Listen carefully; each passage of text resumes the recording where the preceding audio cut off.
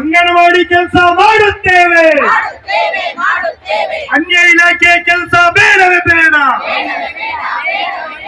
ಸಂಗಾತಿಗಳೇ, ಇಂದಿನ ಕರ್ನಾಟಕ ರಾಜ್ಯ ಅಂಗನವಾಡಿ ಕಾರ್ಯಕರ್ತರು ಮತ್ತು ಸಹಾಯಕರ ಫೆಡರೇಷನ್ AITUCಯ ಬೆಂಗಳೂರು ಚಲೋ ಸಮಾವೇಶ ಹೋರಾಟವನ್ನು ಇಟ್ಕೊಂಡಿದ್ದೇವೆ. ಹೋರಾಟದ ಅಧ್ಯಕ್ಷತೆಯನ್ನು ವಹಿಸಿರ್ತಕ್ಕಂಥ ರಾಜ್ಯಾಧ್ಯಕ್ಷರಾದ ರಾಮಜತ್ ಕಾಮರೆಡ್ಡಿ ಅವರೇ, ಹಾಗೆ ನನ್ನ ನೆಚ್ಚಿನ ಎಲ್ಲ ಜಿಲ್ಲೆಯ ಜಿಲ್ಲಾಧ್ಯಕ್ಷರೇ ಹಾಗೂ ನಮ್ಮ AITUCಯ ಪದಾಧಿಕಾರಿಗಳೇ, ಎಲ್ಲರೂ ಕೂಡ ಈ ಒಂದು ಸಂದರ್ಭದೊಳಗಡೆ ನಾವು ಮಾರ್ಚ್ 2ಕ್ಕೆ ಯಾಕೆ ಇಟ್ಕೊಂಡ್ವಿ ಅಂದ್ರೆ, ಬಜೆಟ್ ಮುನ್ನ ನಾವು ಸರ್ಕಾರಕ್ಕೆ ನಮ್ಮ ಬೇಡಿಕೆಗಳನ್ನು ಇಟ್ಟು ಬಜೆಟ್ ನಲ್ಲಿ ಅಂಗೀಕಾರ ಆಗಬೇಕು ಅನ್ನೋದು ನಮ್ಮ ಹೋರಾಟದ ವಿಚಾರ. ಯಾಕೆ ಅಂದ್ರೆ ಬಜೆಟ್ ಅಲ್ಲಿ ನೀವು 6ನೇ ಗ್ಯಾರಂಟಿಯನ್ನ ಸಂಬಳ ಇವತ್ತಿನ ಬೆಲೆ ಏರಿಕೆ ತಕ್ಕನಾಗೆ ನಮ್ಗೆ ಸಂಬಳವನ್ನ ಜಾಸ್ತಿ ಮಾಡಬೇಕು ಅಂತ ಹೇಳಿ ರಾಜ್ಯವನ್ನ ಕೇಳ್ತಾ ಇದ್ದೇವೆ. ಹಾಗೆ ನಾವು ಕೇಂದ್ರ ಸರ್ಕಾರವನ್ನ ಕೇಳಲಿಕ್ಕೆ ಹಲವಾರು ಸಂಸದರ ಮನೆ ಬಾಗಿಲನ್ನ ತಟ್ಟಿ ಅವರಿಗೆ ಮನವಿಯನ್ನ ಕೊಟ್ಟು ಕೇಂದ್ರ ಸರ್ಕಾರದಲ್ಲಿ ನೀವು ಆಳತಕ್ಕಂಥ ನಮ್ಮ MP ಅವರು ಕೇಂದ್ರದಲ್ಲಿ ಮಾತಾಡಿ ಇದು ಕೇಂದ್ರ ಪುರಸ್ಕೃತ ಯೋಜನೆ, ICDS ರಾಜ್ಯ ಪುರಸ್ಕೃತ ಯೋಜನೆ ಅಲ್ಲ, ಕೇಂದ್ರ ರಾಜ್ಯ ಮತ್ತು ಕೇಂದ್ರ ಸರ್ಕಾರ ಎರಡೂ ಸರ್ಕಾರಗಳ ನಡುವೆ ನಾವು ಇವತ್ತು ಕೆಲಸ ಮಾಡ್ತಾ ಇದ್ದೀವಿ. ಸಂಗಾತಿಗಳೇ, ರಾಜ್ಯದವರು ಹೇಳ್ತಾರೆ ಕೇಂದ್ರ ಕೊಡಬೇಕು, ಅವ್ರು ಅನುದಾನ ಹೆಚ್ಚು ಕೊಡ್ತಾ ಇಲ್ಲ. 10 ವರ್ಷ ಆಗಿದೆ ಅಂಗನವಾಡಿ ಕಾರ್ಯಕರ್ತೆಯರಿಗೆ. ಮೋದಿ ಸರ್ಕಾರ, ಬಿಜೆಪಿ ಸರ್ಕಾರ, ಕೇಂದ್ರ ಸರ್ಕಾರ 1 ರೂಪಾಯಿಯನ್ನು ಕೊಡದೆ ಮಹಿಳಾ ವರ್ಗವನ್ನ ನಿಷ್ಕ್ರಿಯವಾಗಿ ನೋಡ್ತಾ ಇದೆ. ಗೌರವಧನ ದುಡಿಸ್ಕೊಳ್ತಾ ಇದೆ. ಪ್ರೋತ್ಸಾಹಧನ, ಗೌರವಧನ, ಸಹಾಯಧನ ಅಂತ ಹೇಳಿ ಇಡೀ ದೇಶದಲ್ಲಿ 1 ಕೋಟಿ ಮಹಿಳೆಯರನ್ನ ಜೀತದಾಳನ್ನ ದುಡಿಸ್ಕೊಳ್ತಾ ಇರ್ತಕ್ಕಂಥ ಕೇಂದ್ರ ಸರ್ಕಾರಕ್ಕೆ ಒಂದು ಧಿಕ್ಕಾರ ಇರಲಿ. ಹಾಗೆ ಮತ್ತು ರಾಜ್ಯ ಸರ್ಕಾರದಲ್ಲಿ 1,30,30,000 ಜನ ನಾವಿದ್ದೇವೆ. 1 ಲಕ್ಷ ಜನ ಬಿಸಿ ಊಟದವರು, 70 ಲಕ್ಷ ಜನ ಆಶಾದವರು, 3 ಲಕ್ಷ ಹತ್ತತ್ರದವರೆಗೂ ಕೂಡ ರಾಜ್ಯದ ಮಹಿಳೆಯರನ್ನ ಇರ್ತಕ್ಕಂಥ ರಾಜ್ಯ ಸರ್ಕಾರ ನಮ್ಮ ಸಿದ್ದರಾಮಯ್ಯ ಅವರು ನಿಮ್ಮನ್ನ ಬಡವರ ಬಂಧು, ಕಾರ್ಮಿಕರ ಹರಿಕಾರ, ನೀವು ನಮ್ಮನ್ನ ಕೈ ಬಿಡೋದಿಲ್ಲ ಅಂತ ಹೇಳಿ ನಾವು ನಿಮ್ಮನ್ನ ನಂಬಿ ಈ ಒಂದು ಸರ್ಕಾರವನ್ನ ತಗೊಂಡ್ ಬಂದಿದ್ದೇವೆ. ನೀವು ಈ ಬಜೆಟ್ ಒಳಗೆ ಅವರು ಮಾಡಿದಂತ ಅನ್ಯಾಯವನ್ನ ಮಾಡಬೇಡಿ. ಕೇಂದ್ರ ಮಾಡಿರ್ತಕ್ಕಂಥ ಕಿವಿ ಮೂಗು ಇಲ್ಲದೆ ನಮ್ಮನ್ನ ಶೋಷಣೆ ಮಾಡತಕ್ಕಂಥ ಶೋಷಣೆಯನ್ನ ನೀವು ಮಾಡಬೇಡಿ.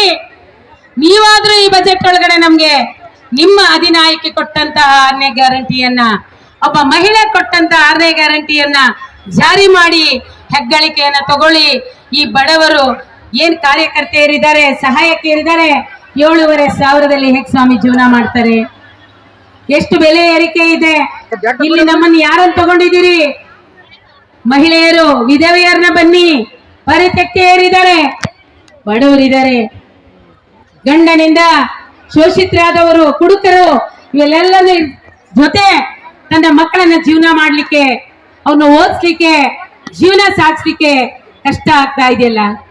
ಇದಕ್ಕೋಸ್ಕರ ನಾವು ಈ ಒಂದು 6ನೇ ಗ್ಯಾರಂಟಿಯನ್ನ ನೀವು ಜಾರಿ ಮಾಡ್ಲೇಬೇಕಂತ ಹೇಳಿ ಈ ಬಜೆಟ್ ಒಳಗಡೆ ನೀವು ಜಾರಿ ಮಾಡ್ಲಿಕ್ಕೆ ಅವಕಾಶ ಮಾಡಿ ಅಂತ ಬಂದಿದೆ. ಸಂಗಾತಿಗಳೇ, ನಾವು 100 ರೂಪಾಯಿ, 120 ರೂಪಾಯಿ, 60 ರೂಪಾಯಿಯಿಂದ ಯಾವುದೇ ಕಾನೂನು ಕಟ್ಟಳೆಗಳಿಗೆ ಒಳಪಡದೆ ಅಂದು ನಾವು ಕೆಲಸಕ್ಕೆ ಸೇರಿ ಇಂದಿರಾ ಗಾಂಧಿ ಅವರು ತಂದಂತ ಸಂದರ್ಭದೊಳಗಡೆ ಬಂದು 50 ವರ್ಷಗಳು ಕಳೀತಾ ಇದೆ. ಲಕ್ಷ್ಮೀ ಹೆಬ್ಬಾಳ್ಕರ್ ಮೇಡಮ್ನವರೇ ಅದ್ದೂರಿಯಾಗಿ 50ನೇ ವರ್ಷದ ಸಮಾರಂಭವನ್ನ ಮಾಡಿದ್ರಿ ಅಂದ್ ಹೇಳಿದ್ರಿ. ಇದೇ ವೇದಿಕೆಯಲ್ಲಿ ಹೋರಾಟ ನಡೀತಾ ಇತ್ತು. ಇನ್ನು 1 ವಾರಗಳಿತ್ತು. ಬಂದು ನಮಗ್ ಮಾತು ಕೊಟ್ರಿ, ಅನ್ಯಾಯ ಆಗಿದೆ ಗ್ರಾಚ್ಯುಟಿಯಲ್ಲಿ, ಗ್ರಾಚ್ಯುಟಿ ತೀರ್ಪು ಇಲ್ಲಿಂದ ಕೊಡು ಅಲ್ಲಿಂದ ಕೊಡು ಅಂತ ಹೇಳಲಿಲ್ಲ. 1972ರಲ್ಲಿ ಗ್ರಾಚ್ಯುಟಿ ಆಕ್ಟ್ ಬಂತು. ಅದ ನಮ್ಮ ಯೋಜನೆ 1975ರಲ್ಲಿ ಬಂತು. 75ರಲ್ಲಿ ಬಂತ ಯೋಜನೆಗೆ ನಾವು ಹಲವಾರು ಪ್ರಪ್ರಥಮವಾಗಿ AITUC ಸಂಘಟನೆ ನಿಮ್ಮೆಲ್ಲರನ್ನು ಸಂಘಟಿಸಿ ಹಕ್ಕುಗಳನ್ನು ಕೊಡಿಸುವಲ್ಲಿ ಪ್ರಥಮ ಆದ್ಯತೆಯನ್ನ ಪಡ್ಕೊಂಡಿದೆ AITUC ಅಂತ ಹೇಳಲಿಕ್ಕೆ ನಾನು ಇಚ್ಛೆ ಪಡ್ತೇನೆ. ಹಾಗೆ ನಾವು ಕೂಡ ಕೋರ್ಟಿಗೆ ಹೋಗಬಲ್ಲೋ, ನ್ಯಾಯಾಂಗದಲ್ಲಿ ಕೇಳಬಲ್ಲೋ ಅನ್ನೋದನ್ನ ಪ್ರಪ್ರಥಮವಾಗಿ AITUC ಸಂಘಟನೆ ನಮ್ಮ MC ನರಸಿಂಹನ್ ಅವರು ನಮ್ಮ ಹಕ್ಕುಗಳ ಹೋರಾಟವನ್ನ ಕೆಐಟಿಯಲ್ಲಿ ಹೋರಾಟ ಮಾಡಿದ್ರು. ಕಾನೂನು ಹೋರಾಟ ಮಾಡಿದ್ದು ಪ್ರಪ್ರಥಮವಾಗಿ ಐಟಿಸಿ ಸಂಘಟನೆ. ಕಾನೂನು ಹೋರಾಟದೊಳಗಡೆ ರಾಜ್ಯ ಸರ್ಕಾರ ಕೆಐಟಿ ನಮ್ಮಂತೆ ತೀರ್ಪು ಕೊಡ್ತು. ಹೌದು, ಇವ್ರ ಕಾರ್ಮಿಕರು, ಇವರನ್ನ ನಾವು ಕಾರ್ಮಿಕರನ್ನ ಮಾಡ್ಬೇಕಂತ ಹೇಳಿ ಅವತ್ತು ಜೆ.ಎಚ್. ಪಾಟೀಲ್ ಅವರು ಮಹಿಳಾ ಪ್ರಿಯರು ಹೋದ್ರು ಸೆಂಟ್ರಲ್ ಗೌರ್ಮೆಂಟ್ಗೆ, ಅಪೀಲ್ ಹೋಗ್ಬಿಟ್ರು. ಇಲ್ಲೇ ಅವ್ರು ಮಾಡಿದಿದ್ರೆ ಇವತ್ತು ಅವ್ರ ಫೋಟೋನ ನಾವೆಲ್ಲರೂ ಅಂಗನವಾಡಿಗಳಲ್ಲಿ ಮನೆಗಳಲ್ಲಿ ಇಟ್ಟು ಪೂಜೆ ಮಾಡ್ತಾ ಇದ್ವಿ. ಆದ್ರೆ ಅವರು ಸೆಂಟ್ರಲ್ ಗೌರ್ಮೆಂಟ್ಗೆ, ಕೇಂದ್ರ ಸರ್ಕಾರಕ್ಕೆ ಮೊರೆ ಹೋದ್ರು, ಹೈಕೋರ್ಟ್ಗೆ. ಅವತ್ತು ನಾವು ಮಾಡ್ತಾ ಇದ್ದಿದ್ದು 9:30ಯಿಂದ 1 ಗಂಟೆ 2 ಗಂಟೆಗೆ ಅಂಗನವಾಡಿಗಳನ್ನ ಬಿಡಬೇಕು ಅಂತ ನಿಯಮಾವಳಿ ಇತ್ತು. ಆದ್ರೂ ನಾವು ಅವತ್ತು 1 ಗಂಟೆಗೆ ಹೋಗ್ಲಿಕ್ಕೆ ಸಾಧ್ಯ ಆಗ್ತಾ ಇರ್ಲಿಲ್ಲ. ಆಗ್ತಾ ಇರ್ಲಿಲ್ಲ. ಅಂದು ಬಂತು ರಾಜ್ಯ ಸರ್ಕಾರದಲ್ಲಿ NEP ಇವೆಲ್ಲವನ್ನು ತಗೊಂಡ್ ಬರ್ತಾ 0 ಶಾಲೆಗಳನ್ನ ಮಾಡ್ಲಿಕ್ಕೆ ಹೊರಡ್ತು. ಆ ಸಂದರ್ಭದೊಳಗಡೆ ನಾವು ಮತ್ತೆ ಸರ್ಕಾರಕ್ಕೆ ಬೇಡಿಕೆ ಇಟ್ವಿ, ನಾವು ಬಿಡೋದಿಲ್ಲ 0 ಶಾಲೆ ಅಂತ. ಗೊತ್ತಾ, 3 ರಿಂದ 6 ವರ್ಷದ ಮಕ್ಕಳನ್ನ ಸರ್ಕಾರಿ ಶಾಲೆಯಲ್ಲಿ ಶಿಕ್ಷಕರ ಜೊತೆ ಕಳಿಸ್ಬೇಕು ಅಂತ ಹೇಳಿ ಬಂತು. ಅವತ್ತು ನಾವ್ ಹೇಳಿದ್ವಿ, ಯಾಕೆ ಅಂದ್ರೆ ಅಲ್ಲಿ ಕೆಲಸ ಮಾಡತಕ್ಕಂಥ ಕೂಲಿ ಕಾರ್ಮಿಕರ ಮಕ್ಕಳು, ದೊಡ್ಡ ಮಕ್ಕಳು ಶಾಲೆಯಲ್ಲಿ ಓದ್ತಾ ಇರ್ತಾರೆ. ಸಣ್ಣ ಮಗು 1 ಗಂಟೆಗೆ ಬಿಟ್ಟ ತಕ್ಷಣ ಆ ಮಗುನ ನೋಡ್ಕೊಳ್ಳೋದಿಕ್ಕೆ ಆ ಮಗು ಬಂದು ಶಿಕ್ಷಣ ವಂಚಿತರಾಗ್ತಾ ಇದ್ದಾರೆ ಅಂತ ಹೇಳಿ ಸರ್ವೆ ಮುಖಾಂತರ ವಿಚಾರಗಳು ಬಂದಾಗ ತಕ್ಷಣ ಶಿಕ್ಷಣ ಇಲಾಖೆ 0 ಶಾಲೆ ತಗೊಂಡ್ ಬರ್ತೀವಿ ಅಂತ ಹೇಳಿದ್ರು. ಅವತ್ತು ನಾವ್ ಹೇಳಿದೋ, ನಾವು ತಯಾರಿದ್ದೇವೆ, ನಾವು 8 ಗಂಟೆ ಕೆಲಸ ಮಾಡ್ತೇವೆ, ನಮಗೆ ನೌಕರಿ ವೇತನವನ್ನ ಜಾಸ್ತಿ ಮಾಡಿ 0 ಶಾಲೆ ತೆಗೆಯೋದಕ್ಕೆ ನಾವು ಬಿಡೋದಿಲ್ಲ ಅಂತ ಹೇಳಿದ್ರು. ಯಾರು ಹೇಳಿದ್ದು? ಐಟಿಸಿ ಸಂಘಟನೆ ಅವತ್ತು ಒತ್ತಾಯವನ್ನ ಮಾಡಿ ಸರ್ಕಾರ ಜೊತೆ ಮಾತುಕತೆ ಆಡ್ತು. ತಾವೆಲ್ಲರೂ ಇದನ್ನ ತಿಳ್ಕೋಬೇಕಾದಂತ ವಿಚಾರಗಳು. ಯಾಕೆ ಅಂದ್ರೆ ಇವತ್ತಿನ ವ್ಯವಸ್ಥೆ ಏನು, ನಾವು ಮುಂದೆ ಹೇಗಿದ್ದೀವಿ, ನಮ್ಮ ಅಂಗನವಾಡಿಗಳ ಉಳಿವಿನ ಪ್ರಶ್ನೆ ಹೇಗಿದೆ ಅನ್ನೋದನ್ನ ಇವತ್ತು ನಾನು ನಿಮಗೆ ಹೇಳಲಿಕ್ಕೆ ಇಷ್ಟಪಡ್ತಾ ಇದ್ದೇನೆ. ಅಂದಿನಿಂದ ನಮಗೆ 100 ರೂಪಾಯಿ 50 ರೂಪಾಯಿ ಕೊಡ್ತಕ್ಕಂಥ ಸರ್ಕಾರಗಳು ಬಜೆಟ್ ಒಳಗಡೆ 500 ರೂಪಾಯಿ 1000 ಕೊಡ್ಲಿಕ್ಕೆ ಸ್ಟಾರ್ಟ್ ಆಯ್ತು.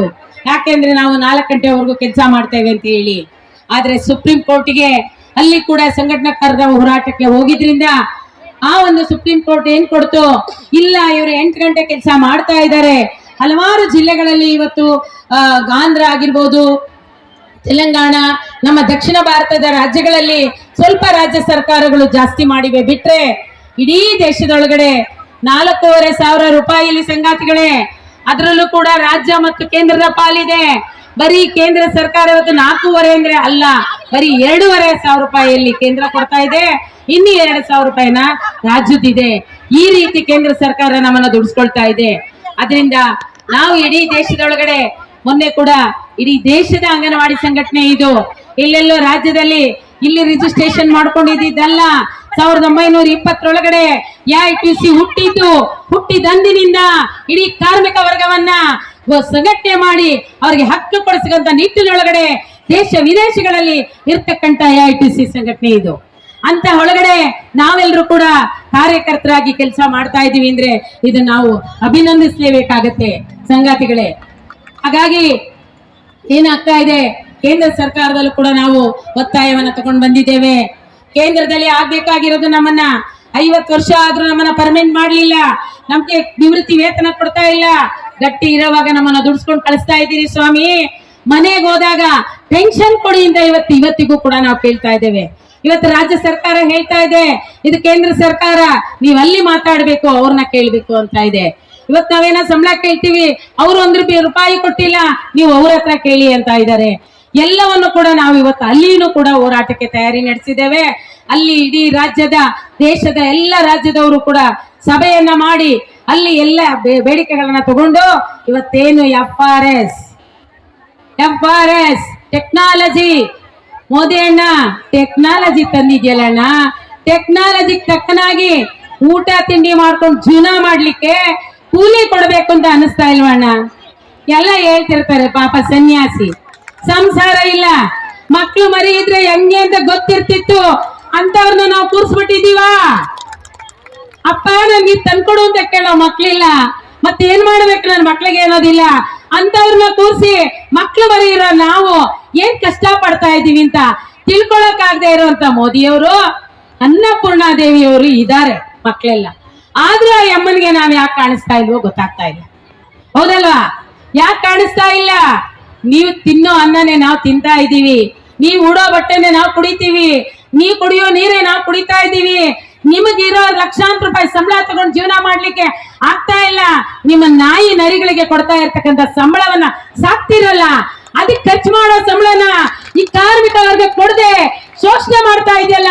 ಇಂಥ ಸರ್ಕಾರಗಳನ್ನ ಮುಂದೆ ನಾವೇನಾದ್ರೂ ತರ್ಬೇಕಾ ಬಿಡ್ಬೇಕಾ ಅಂತ ರಾಜಕೀಯವಾಗಿ ನಾವು ಯೋಚನೆ ಮಾಡ್ಬೇಕಾಗತ್ತೆ. ಸಂಗತಿಗಳು ಏನ್ ಮಾಡ್ಬೇಕಾಗತ್ತೆ?